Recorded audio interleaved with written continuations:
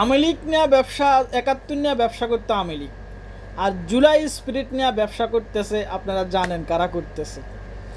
এখন আজকে যে আমের টাক ফাড়াইছে উপহার হিসাবে আমাদের পার্শ্ববর্তী রাষ্ট্রের, এখন বিএনপি যদি ফাড়াইতো কারো গলাকে 2 কেজি আম, তো কই লোক সাজছে হেতা গলাকে আতাত করি ইলেকশনে জেতার জন্য বুদ্ধি করতেছে, পরামর্শ করতেছে, রয়ার এজেন্ট এই সেই।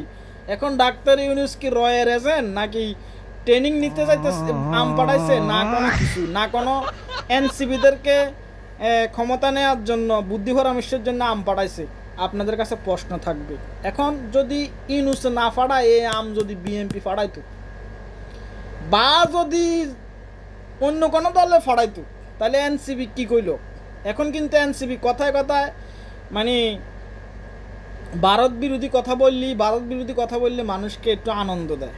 যেরকম মুদিয়ে যখন ইলেকশন আসে, মুদি ইন্ডিয়ার ভিতরে হিন্দু মুসলমান ঝগড়া লাগাই দেয়, মুসলমানদের গালি দিয়া দেয়, মুসলমানদের মারিয়ে লায়, তখন কি করে হিন্দুরা খুশি হয়ে যায়, মুদির ভোট দেয়।